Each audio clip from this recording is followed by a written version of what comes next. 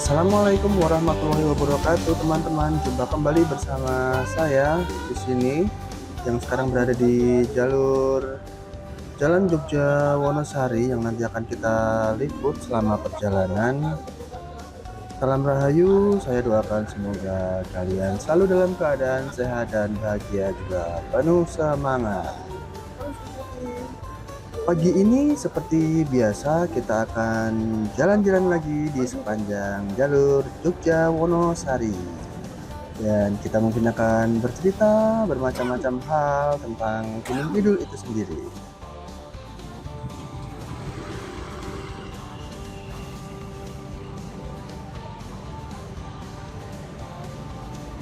Jadi Gunung Kidul ini adalah kabupaten yang berada di sebelah timur DIY.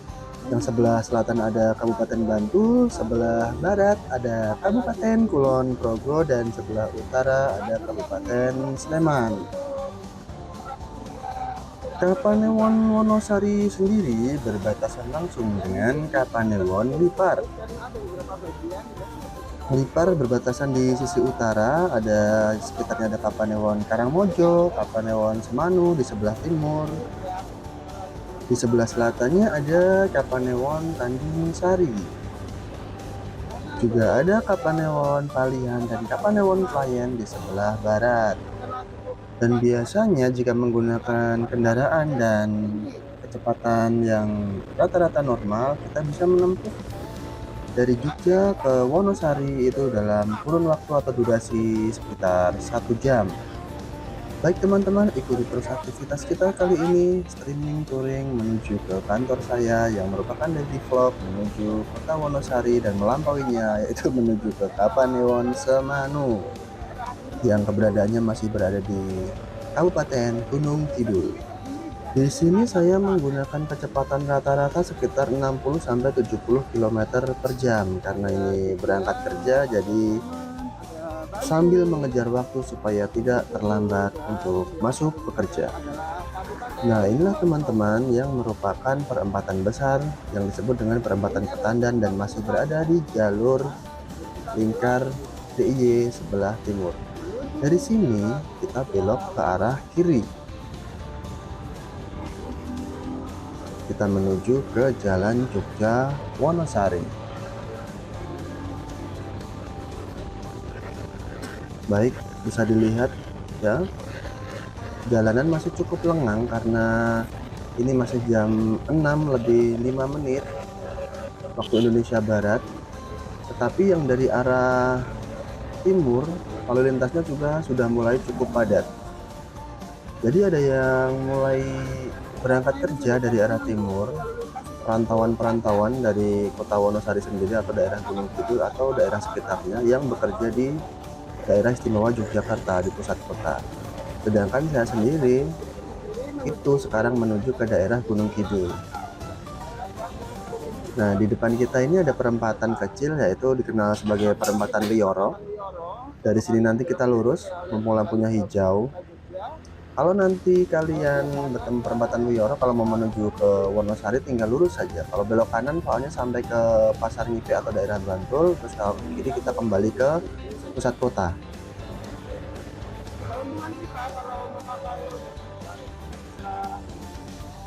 Wah, wuling air EV, keren. Jadi beginilah aktivitas saya sehari-hari ketika pagi hari menuju ke daerah Gunung Kidul, dibarengi dengan teman-teman yang menuju arah yang sama. Dan ini kita lihat cukup berawan ya hari ini ya. Semoga saja tidak hujan, karena biasanya itu di sini tidak hujan, tapi nanti sampai di daerah Patuk atau daerah Sambipitu air hujan itu mulai turun gitu. Tidak pandang bulu orang mau bekerja atau apa, kalau hujan ya hujan gitu ya. Jadi kita sendiri yang harus mempersiapkan segala sesuatunya. Jangan lupa bawa mantel karena ini musimnya masih musim hujan, daripada kita kehabisan waktu untuk meneduh.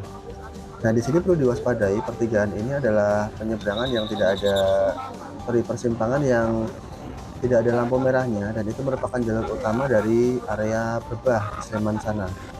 yang mau menuju ke arah Bantul atau sebaliknya.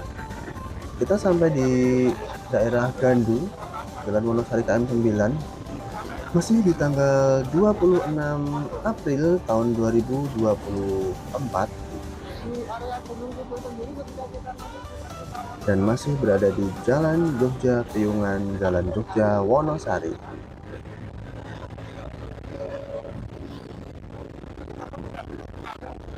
Seperti yang saya tadi sebutkan, jarak dari Jogja ke Wonosari itu sendiri yang di pusat kotanya ya, itu sekitar 38 km. Dan yang saya tuju ini adalah daerah Kapanewon Semanu, itu jaraknya hampir 40 km kalau dari arah kota Wonosari. Jadi kota Wonosari itu masih lurus ke timur sampai perbatasan, hampir perbatasan ke Wonogiri.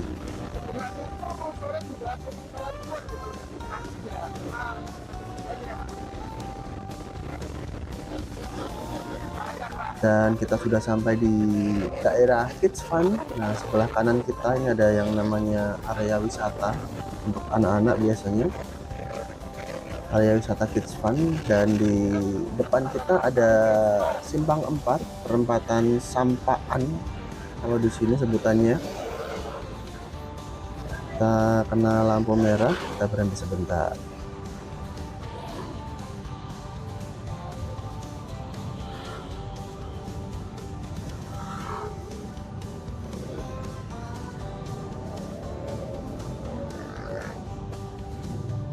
Ya, mari kita berangkat lagi karena sudah hijau. Bismillahirrahmanirrahim. Sehat-sehat terus teman-teman yang laju dari Jogja ke Wonosari. Dirasa capek ya capek, yang namanya bekerja ya kan. Mau soal bekerja rebahan ya kan nggak bisa. Ya kita harus memang, resiko kita ya capek itu. Tapi kita harus fokus dan waspada karena di sini jalanannya cukup padat, terutama kalau sudah menjelang pukul setengah 7. Pengguna jalannya itu didominasi oleh para pegawai dan para pelajar.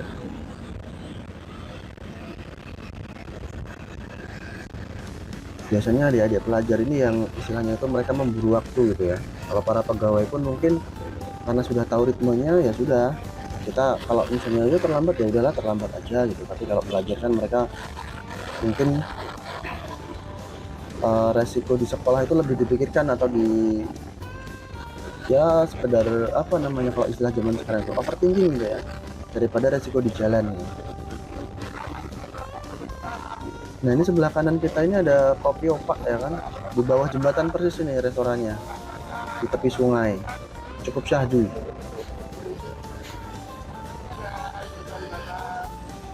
Banyak teman-teman yang bersepeda menuju ke daerah Bukit Bintang kalau di pagi hari. Ketika cuaca tidak hujan sangat mendukung untuk olahraga. Sebenarnya saya juga pengen gitu punya aktivitas pagi hari, berolahraga, bersepeda. Ya, tapi apa daya, kita masih harus bekerja karena mungkin yang bersepeda mereka memang meluangkan waktunya untuk benar-benar menjaga kesehatan. Ya, semoga kita doakanlah semuanya selalu sehat ya kan. Kita menuju ke daerah Puskesmas Piungan. Di depan kita nanti akan ada jalan yang menuju ke area Pasar Piungan.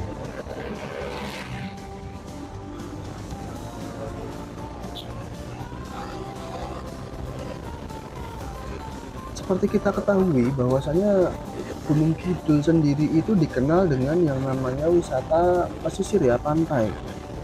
Padahal selain wisata pantai, itu Gunung Kidul itu banyak objek-objek wisata yang bisa kita datangi. Misal ada Gunung Api Purba, Langgeran. Tetapi tidak semua usia bisa ke sana karena kita harus memang butuh effort untuk mendaki ke Bukit Langgeran itu. Jadi kalau dirasa yang paling terkenal ya memang wisata pantai itu untuk semua usia juga bisa. Karena wisata-wisata yang lain kebanyakan kalau di Gunung Kidul itu termasuk golongan wisata minat khusus. Ada yang masuk goa bawah tanah, ada yang cave tubing, jadi semacam kita arung jeram tapi di dalam goa. Ada yang mendaki gunung, ada yang harus ke ketinggian melihat semacam embung atau danau tada hujan. Paling tinggi ada embung Bathara Sritan di daerah sebelah timur yang berbatasan dengan Klaten. Nah, ini kita sudah sampai di pertigaan Piungan. Kita dapat lampu merah lagi, alhamdulillah kita bisa istirahat sejenak. Karena setelah ini tidak ada lampu merah sampai nanti di perempatan Gajing.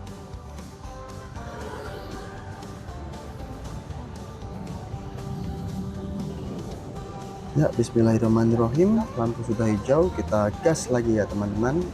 Tetap fokus dan waspada, dan juga asikin aja mengikuti streaming riding daily motovlog pagi hari berangkat ngantor.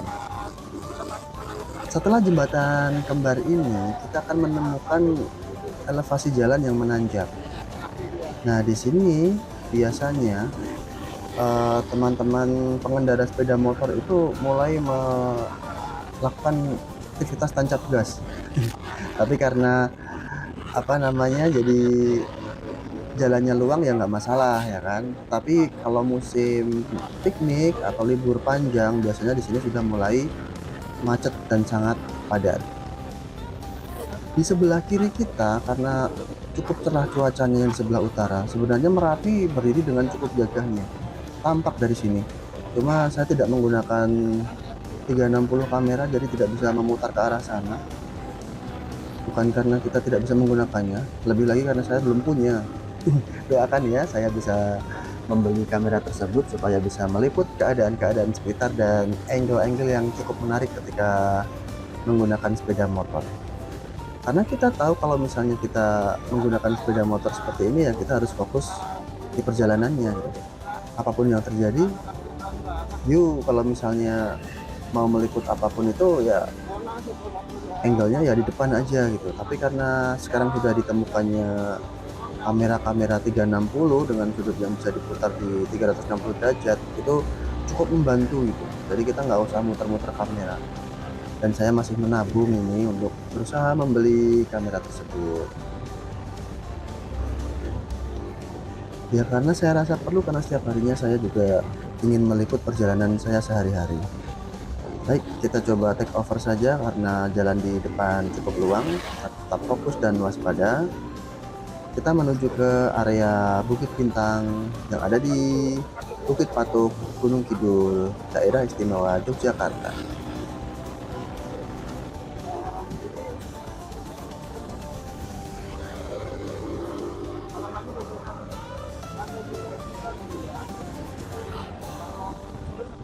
Nah, Bukit Bintang itu sendiri terletak di sepanjang jalan yang menghubungkan Wonosari dan Yogyakarta. Bukit ini aslinya ya tempat wisata yang dinamakan Hargodumilah, tetapi karena tren sekarang istilahnya yang paling banyak dikenal anak-anak muda ya dengan istilah Bukit Bintang.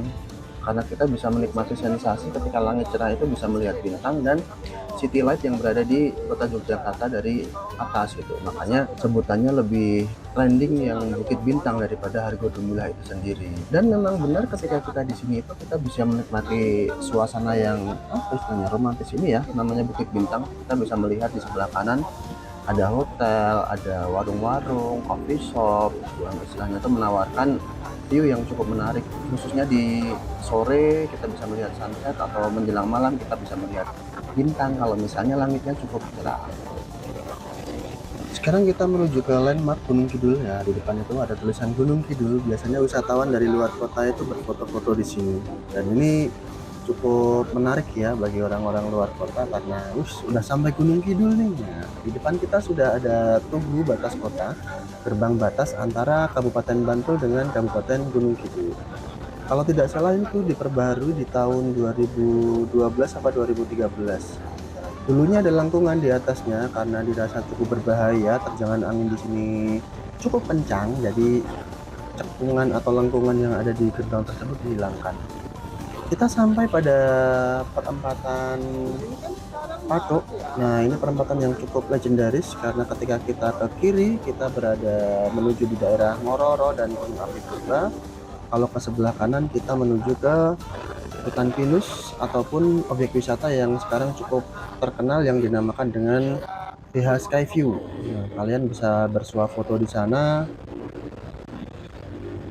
ya pasti spotnya lebih instagramable ya kan. Kalau jangan sekarang tuh kan yang diburu bukan suasana ketika kita berwisata, tapi like dan komen ketika kalian nge-publish foto-foto yang ada di tempat wisata. Jadi pergeseran makna berwisata sekarang itu seperti itu. Kalau zaman dulu kan kita wisata dirasakan dengan hati, dirasakan dengan ya kita merasakan sendiri tanpa mempermasalahkan apa-apa yang ada di sana.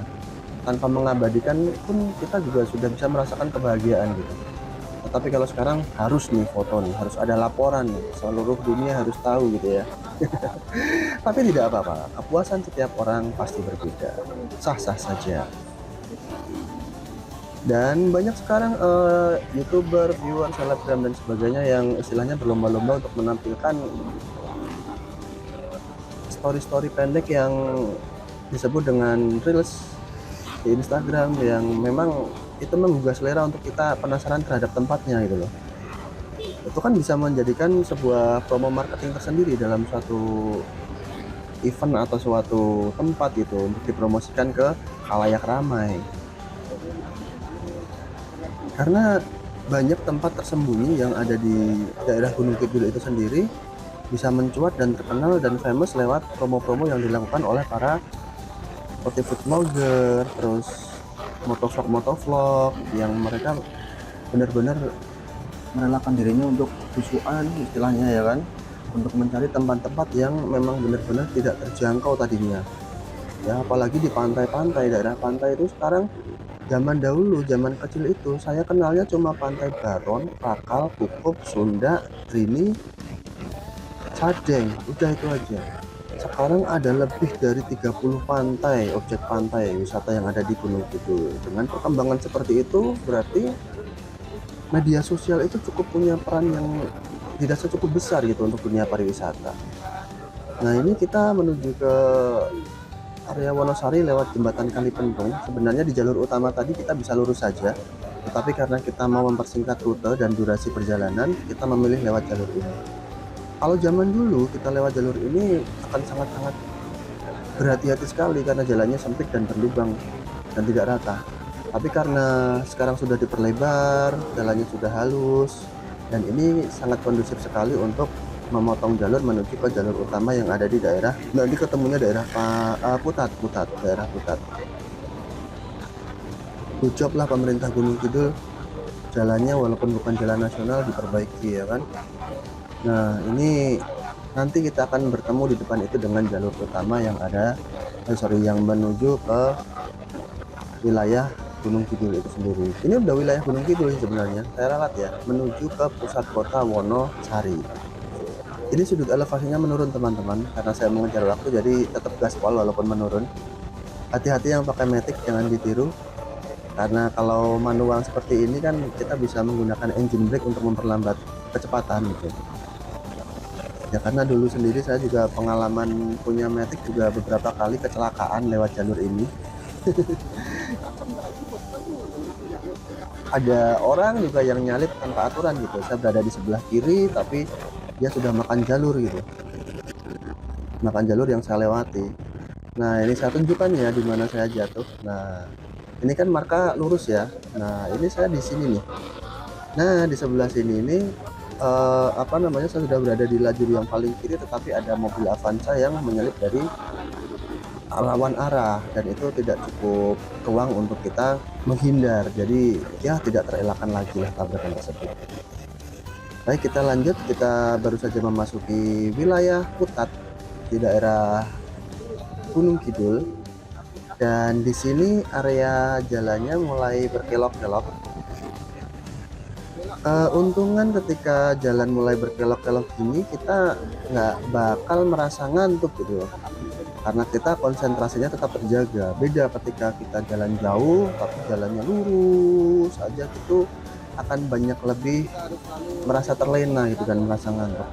Ini kita buat cornering bagus banget jalannya, cuma cukup diwaspadai karena banyak sering terjadi kecelakaan di sini karena disebabkan solar yang tumpah ataupun pasir.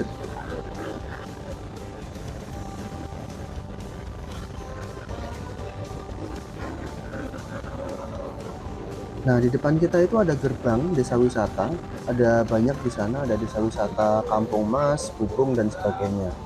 Kalau Kampung Mas itu lebih kepada kuliner ya, menu-menu masakan pedesaan. Terus kalau daerah Bubung, menyebutnya gimana lupa saya, itu adalah tempat sentra kerajinan kayu. Di situ kita bisa melihat hasil-hasil kerajinan, mulai dari topeng kayu, terus permainan-permainan tradisional seperti congklak, kalau bahasa Jawanya dakon gitu ya. Terus ada lagi sendal-sendal jepit yang dari kayu itu, terus ada lagi yang hiasan-hiasan dinding dari kayu. Ya intinya banyaklah pengrajin-pengrajin di situ. Nanti kalau sempat kita liput ya, kalau misalnya ada kesempatan.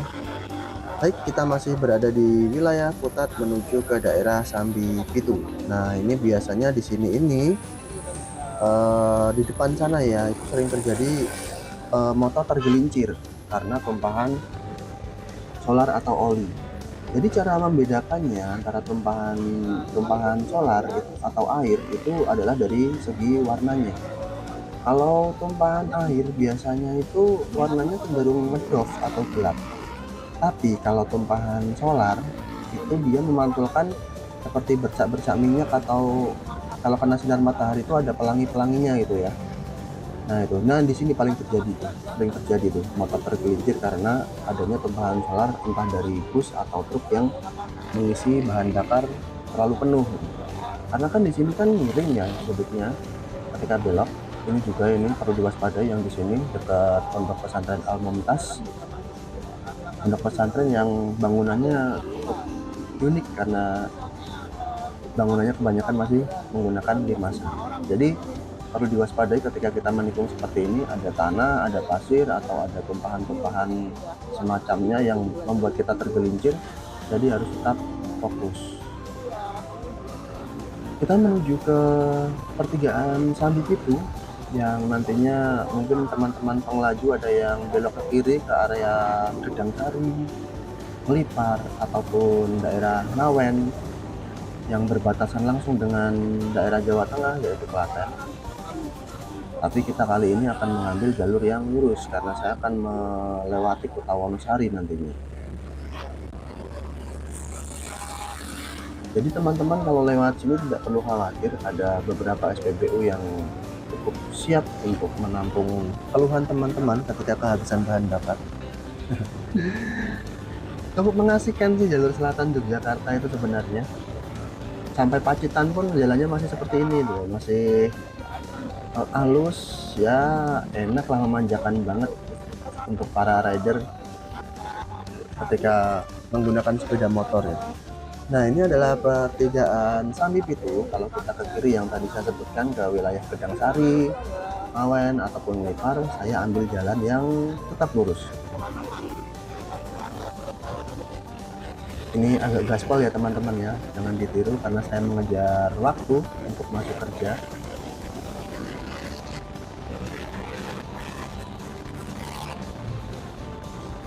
Ini mobil plat merah juga pasti mengejar waktu juga.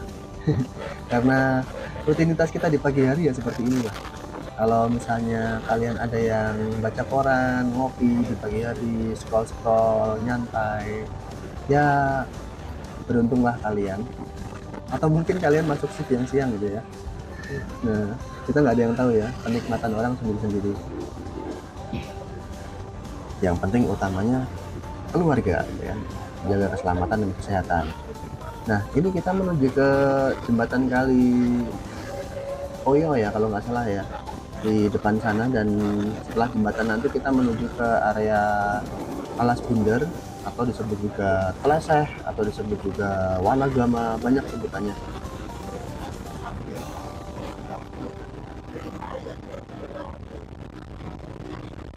Nah ini dia jembatannya. Ini dulu pernah banjir, entah tahun berapa ya, 2000 berapa lupa, 2017 kalau nggak salah di sini ya. Dan ini tidak bisa dilewati teman-teman. Jadi kita ketika pulang dari kantor itu harus memutar lewat jalur selatan yang lewat Delingo ataupun memutar lewat daerah Klaten. Ini kita sekarang masuk ke area hutan Wanagama. Biasanya di sini kalau musim durian banyak pedagang-pedagang di tepi jalan yang berjualan durian di sini. Dan juga ada kuliner khas Gunung Kidul yang unik, yaitu walang goreng. Ada yang pernah nyoba walang goreng? Saya sendiri sempat nyoba tapi ternyata alergi di badan, gatal-gatal gitu karena katanya kadar proteinnya terlalu tinggi. Tapi kata teman-teman saya, udah Pak coba terus aja gitu. Nanti lama-lama juga alerginya bandel dan kulitnya juga kuat gitu. Tapi saya belum nyoba lagi sampai sekarang. Nah, ya, jadi di daerah-daerah sini itu banyak penjual walang goreng kalau siang hari. Jadi ada yang pilihan yang bacem, ada yang goreng asin biasa, ataupun yang masih mentah, yang wujudnya masih belalang-belalang hidup tapi di apa sih namanya, di ronce-ronce ya, dijahit jadi satu terus digantung gitu. Dan itu lebih murah gitu harganya katanya. Jadi kita bisa ngolah sendiri, dimasak pedes, dimasak asin, dimasak bacem yang manis itu, atau apapun yang dikehendaki. Sebenarnya ada lagi yang lebih ekstrim sih. Walang sangit coba digoreng atau disambal gitu kan. Itu kan walang sangit itu kan baunya naudzubillah gitu kan. Kita aja kalau misalnya ke lah baunya walang sangit itu udah gimana gitu. Dicari sumbernya gitu. Tetapi di sini malah dimasak gitu. Ya nggak semua sih. Itu biasanya di ya rumah tangga yang ada di daerah-daerah Gunung Kidul. Tapi saya sendiri juga belum menemui gitu ya masakan walang sangit. Ada juga kuliner yang dinamakan dengan ungkrung jati. Nah, ungkrung itu ulat ya, itu dimasak teman-teman. Kita sebagai manusia apa-apa dicoba gitu ya.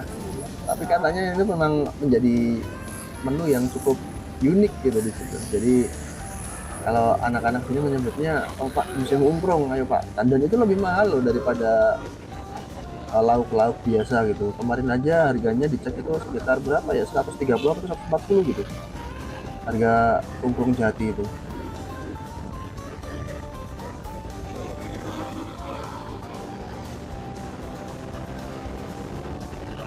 Nah baik, di sini kita sudah keluar dari hutan Wanagama. Tidak sepanjang Baluran memang, tetapi cukup mengasihkan, jalurnya hijau gitu lah ya. Dan sekarang kita menuju ke area perempatan Gading. Dan dimana kita ketahui perempatan Gading itu sendiri adalah titik temu yang nantinya akan ada jalur baru dari area exit tol Pokoharjo yang ada di Sleman sana, yang melewati Candi Banyunipo, terus langsung menuju jalur baru ke atas melewati area jembatan Kedung Kanjang, dan itu nanti ketemunya akan di sini tuh. Tapi jalurnya belum nyambung sekarang, kemarin saya cek belum nyambung. Nah inilah yang dinamakan dengan perempatan Gading. Nah nanti dari tol Pokoharjo itu ketemunya dari jalur yang sebelah kiri. Ini kalau ke arah sebelah kanan kita menuju ke daerah Delingo, Bantul. Kita lurus, ambil lurus. Nah.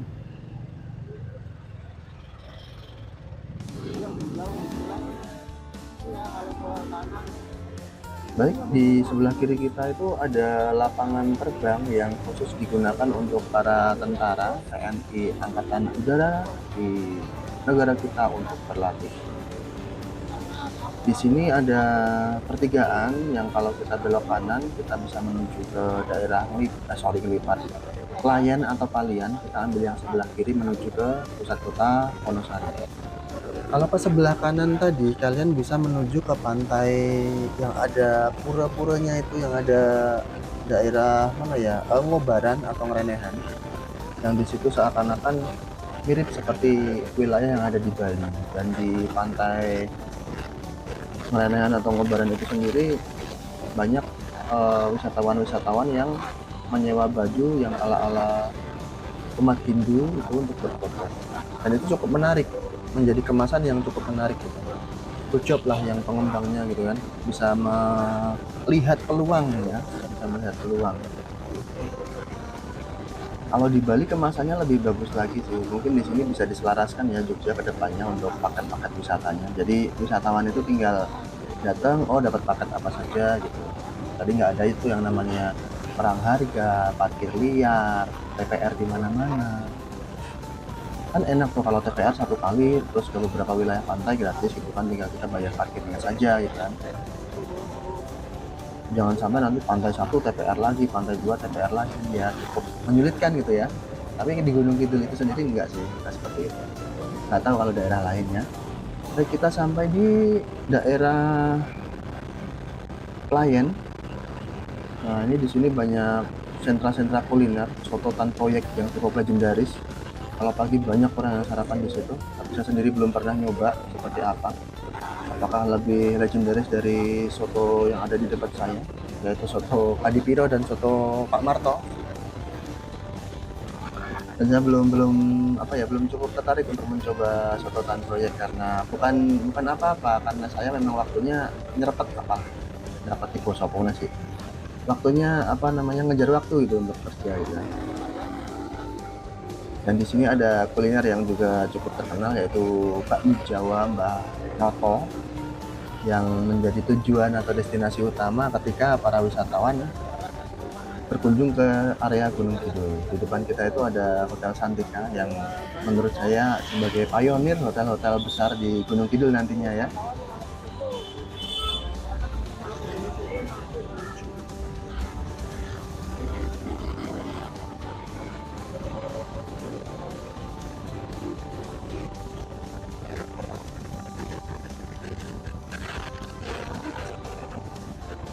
Di depan kita nanti ada gerbang selamat datang yang sebagai indikasi bahwasanya kita sudah memasuki wilayah pusat kota Wonosari.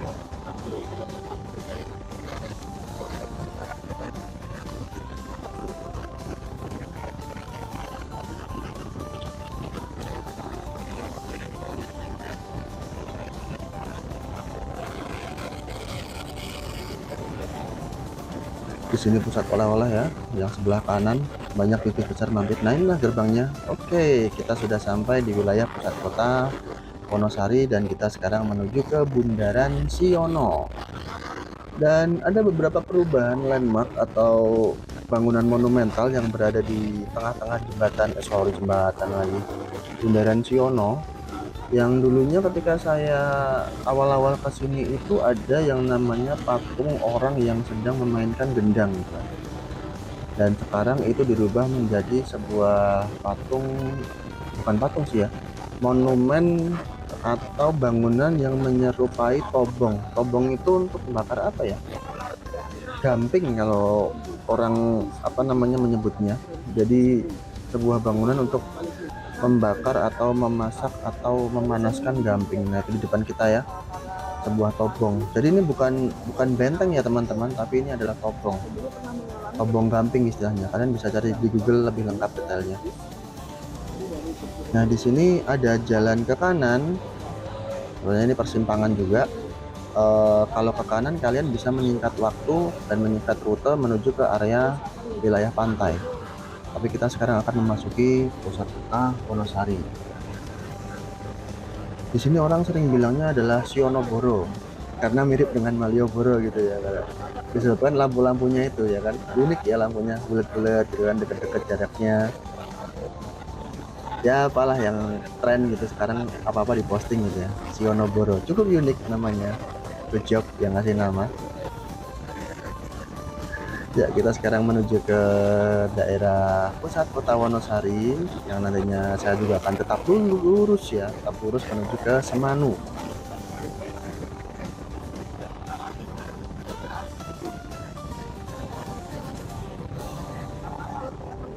Nah, penamaan kota Wonosari sendiri memiliki beberapa versi ya. Kalau dulu saya tahunya itu ada dari cerita Babat Nongkodoyong gitu ya. Tapi ya kita cobalah nanti kasih referensi yang lebih lengkap. Ini saya coba untuk ngulik yang dari beberapa sumber. Yang terkenal di kalangan masyarakat Wonosari sendiri itu adalah karena wilayah ini dulunya dibuka atau dibabat gitu ya sama seorang yang bernama Ki Demang Wonopawiro dengan bantuan katanya sih jin gitu ya, Nyi Siti Sari apa Nitisari lupa saya. Dan karena proses pembukaan lahan dari semua hutan menjadi sebuah perkampungan itu cukup susah ya, bukan perkara yang mudah gitu. Dan di dalamnya banyak binatang buas, makhluk gaib, penunggu-penunggu, pohon-pohon besar yang rimbun dan semak belukar. Dan juga dari sisi supranatural tadi, makanya pembukaan lahan itu pun diperlukan upaya yang cukup besar, luar biasa, yang tidak bisa dilakukan oleh sembarang orang. Dan kemudian masyarakat itu sendiri mengabadikan nama Ki Wono, siapa tadi, Ki Demang Wonopawiro tadi, ya kan? Dan ini Ninitisari digabung menjadi satu, yaitu jadi Wonosari gitu ya.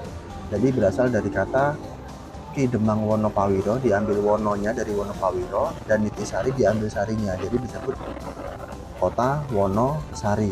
Nah, untuk mengenang jasa kedua orang pemberani tersebut yang membuka atau membabat wilayah ini dari yang hutan belantara menjadi lahan yang bisa kita lihat seperti sekarang ini. Kita sampai pada pusat kota, yaitu berada di pusat kota Wonosari. Sebelah kiri kita alun-alun, dan di sebelah depan kita itu adalah gedung DPRD. Lalu di depan kita nanti kita akan menemui sebuah pasar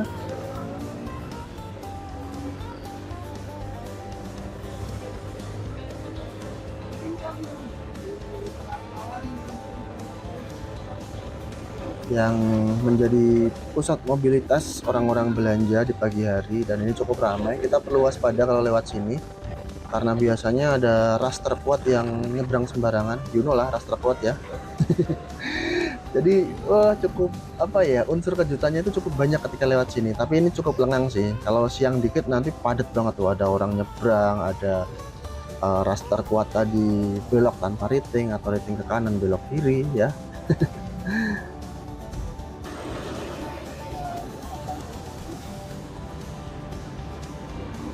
Dan di depan kita nanti ada persimpangan yang cukup legendaris karena dulunya jalur pantai itu lewat situ gitu. Depan dari jalur yang tadi di Siono ya. Nah, di sebelah kanan kita tadi ada jalur menuju ke area pantai yang dulunya sebagai jalur utama. Di sebelah kanan tadi langsung masuk ke Jalan Baron.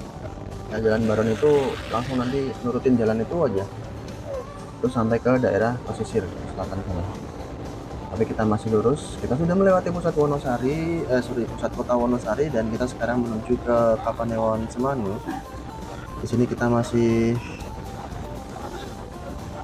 ada di wilayah Kapanewon Baleharjo, dan di depan kita nanti ada Proliman. Proliman itu berarti apa? Simpang 5 Baleharjo, karena simpangannya ada 5. Jadi jangan dibayangkan simpang 5 yang gede seperti di wilayah Semarang.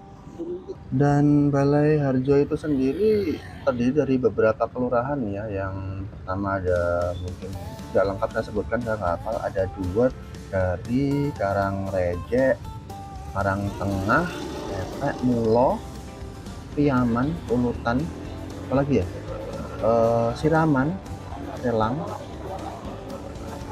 Wonosari itu sendiri. Ada, kalau nggak salah ada Wareng, ada Wulung gitu ya. Nah itu seperti itu, ada kelurahan-kelurahan yang ada di Baleharjo.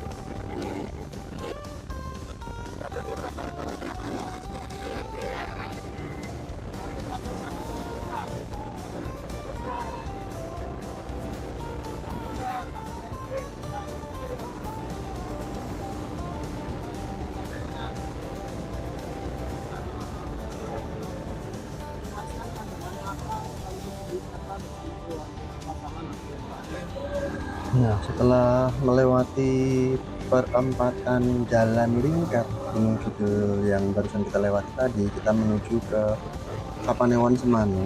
Yang Kapanewon Semanu itu berbatasan langsung dengan Kapanewon Wonosari di area sebelah timur. Nanti kita kalau misalnya mengikuti jalan ini lurus, kita bisa sampai ke daerah Kacimantoro yang ada di Wonogiri, Jawa Tengah. Ya. Nah, untuk Kapanewon Semanu itu sendiri terdiri dari beberapa desa atau kelurahan yang kalau nggak salah ada Candi Rejo, terus Dadak Ayu, terus ada Ngeposari, ada Pacarejo, dan Semanu itu sendiri juga dibagi menjadi beberapa wilayah.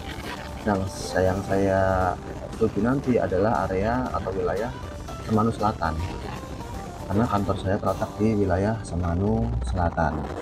Tepatnya di lapangan sepak bola Triwana Sakti gitu ya, sebelahnya. Dan di sini fasilitasnya juga sangat memadai, ada Alfamart, ada SPBU, bahkan kampus UN-nya juga sudah berdiri megah di sini. Jadi Apa sih yang kurang? Promosinya mungkin ya, nggak ada yang promosi udah dilakukan di mana-mana. Dan oke, karena kita mau belok ke kanan, kita fokus dulu. Di sinilah saya akan belok kanan karena kita kalau lurus malah kejauhan.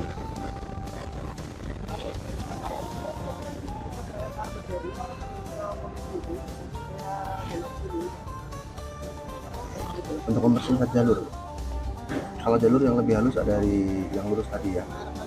Nah, ini kita sudah memasuki ke wilayah apa sih, Jasem apa Ngasem ya, lupa saya. Di sini ada pabrik pemotongan ayam, dan di depan, tepat di depan pabrik tersebut ada tempat latihan voli untuk atlet-atlet. Nah ini dia. Lalu Di depan itu ada beberapa klaster perumahan yang baru dibangun gitu. Ada tempat wisata yang cukup unik di sini.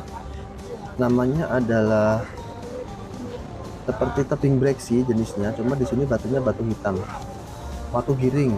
Nah, kalau tebing breksi itu batunya menjulang ke atas, kalau watu giring itu seperti cepungan ya, tapi dia batunya itu seperti teras giring.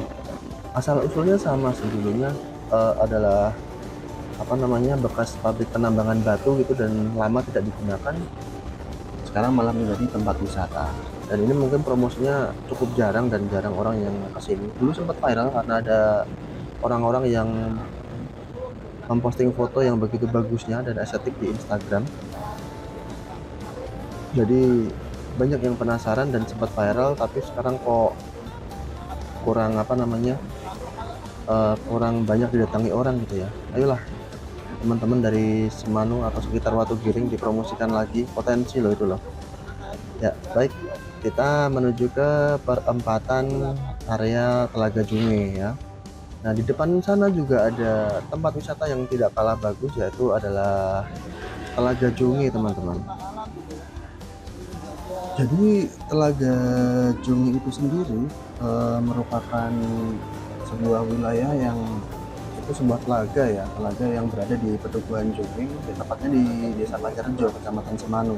Kurang lebih kalau nggak salah jaraknya 7 km arah timur Wonosari atau 5 km dari arah barat Kecamatan Semanu itu sendiri. Hampir luasnya itu sekitar 3 hektar kalau yang saya baca di beberapa sumber. Tapi menariknya di sini itu katanya sih telaganya itu nggak pernah kering walaupun musim kemarau panjang gitu. Ya secara logika saya lihat beberapa telaga yang ada di sini itu ada hujan, tapi Telaga Jungi itu sendiri ya saya buktikan sampai sekarang ya 10 tahun ya di sini nggak pernah kering ya kan. Dan itu juga dikenal sebagai sebuah petilasan juga. Konon katanya itu menyimpan banyak cerita yang bisa ditelusuri gitu ya, berawal dari seorang kiai yang bernama Mbah Jungi yang berhasil selamat dari hantaman ombak laut selatan yang kemudian singgah di beberapa tempat gunung kidul dan akhirnya singgah di Desa Pacarjo ini, membuka semacam perguruan atau padepokan, mengajarkan ilmu agama dan ilmu kanuragan di situ, ceritanya seperti itu, dan akhirnya juga wafat di tempat tersebut. Makanya konon katanya setelah Kiai Jungi itu meninggal, terbentuklah sebuah telaga yang sampai sekarang bernama Telaga Jungi itu sendiri. Nah, lalu selain Telaga Jungi itu sendiri, di depan sana juga nanti ada wisata minat khusus yang kita harus reservasi dulu deh kayaknya kalau ke sana itu. Ada 2 luang, luang itu apa ya? Gua gitu ya. Ada 2 di situ. Sebelah kanan ada luang Cumblang yang merupakan gua vertikal menuju ke sungai bawah tanah yang ada di wilayah sini. Lalu ada yang sebelah kiri itu gua atau luang Kali Suci. Kalau luang Kali Suci itu wisata yang ditawarkan itu semacam cave tubing, dan kita memasuki arung jeramnya itu tidak di area terbuka tapi di dalam gua gitu. Cukup menegangkan juga kayaknya ya, tapi saya sendiri belum pernah mencobanya karena saya sendiri orangnya meminimalisir resiko ya kan.